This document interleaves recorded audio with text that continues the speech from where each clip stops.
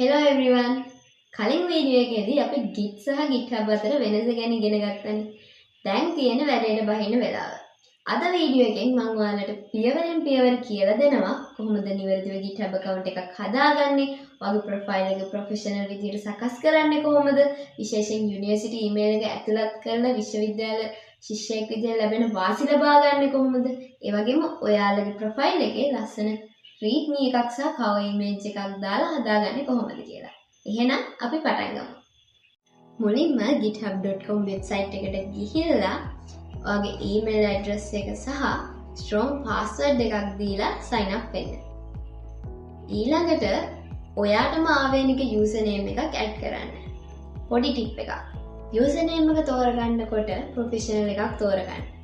මොකද මේක තමයි හැමෝම දකින ඔයාගේ developer අනන්‍යතාවය. ඊට පස්සේ account එක verify කරලා sign up process එක ඉවර කරන්න. දැන් ඔයාගේ GitHub account එක ලෑස්ති. දැන් අපි බලමු අපේ profile එක professional කරන්නේ කොහොමද කියලා. ඔයාගේ profile icon එක උඩ click කරලා viewer profile එකට යන්න. මෙන්න මේ දේවල් අනිවාර්යයෙන්ම update කරන්න.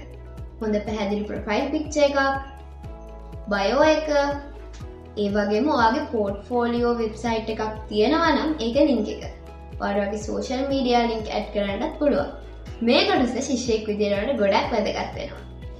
settings වලට ගිහිල්ලා email යටතේ තියෙන add email address ගිහිල්ලා ඔයාගේ university email එක ඇතුළත් කරලා verify කරන්න.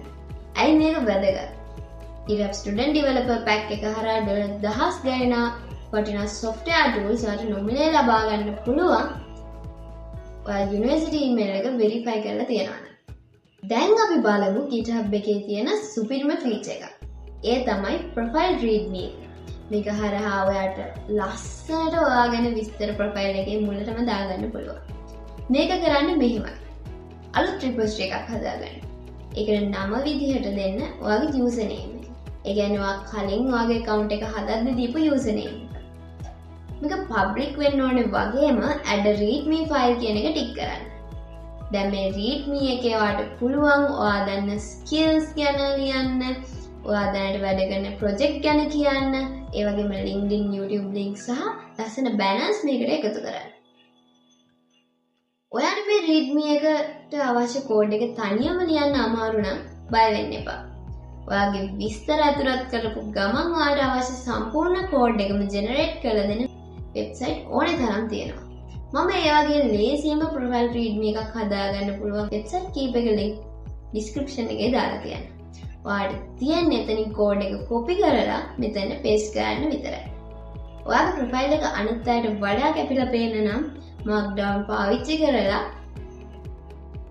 click කරන්න පුළුවන් link සහ icon එකතු කරන්න ඔයාලට පුළුවන්. දැම්මම ඔයාට මගේ GitHub profile එක පොඩ්ඩක් පෙන්නන්න. බලන්න මම කලින් කියපු විදිහට මගේ profile readme එක පාවිච්චි කරලා මම කවුද, මම දන්න technologies මොනවද කියලා මම පෙන්නලා තියෙන විදිහ. අර පේනවා ඇති මේ යටින් තියෙන green squares ටික. මේකට කියන්නේ contribution graph එක කියලා. ඔයා දවසින් දවස කෝඩ් කරනකොට මේ කොට කොළ පාට වෙනවා. ඒ කම්පැනි වලට හෝ ඔයාගේ client කෙනෙක්ට ඔයාගේ profile එකට ආවහම මේක දැක්ක ගමන් ඔයා කොහොම කෙනෙක්ද කියලා තේරුම් ගන්න පුළුවන්. ඔයාට පුළුවන් මේ වගේම මීටත් වඩා ලස්සනට ඔයාගේ ප්‍රොෆයිල් එක හදාගන්න. ඔයාගේ ප්‍රොෆයිල් එක තමයි ඔයාගේ ප්‍රොෆෙෂනල් ඩෙන්ටිටි එක. දැන් ඔයාගේ GitHub ප්‍රොෆයිල් එක නිකන් account එකක් නෙවෙයි. ඒක ඔයාගේ developer ප්‍රොෆයිල් එක. ඊළඟ වීඩියෝ එකෙන් අපි බලමු කොහොමද කම්පියුටර් එකට Git install කරලා ඒක GitHub එකට සම්බන්ධ කරන්න කියලා. ඉතින් මේ වීඩියෝ එක වැදගත් වුණා නම් like එකක් දාන්න. විගඩම් මේ series එක බලන්න subscribe කරන්න අමතක කරන්න එපා. එහෙනම් ඊළඟ වීඩියෝ එකෙන් හම්බෙමු. සුබ දවසක්.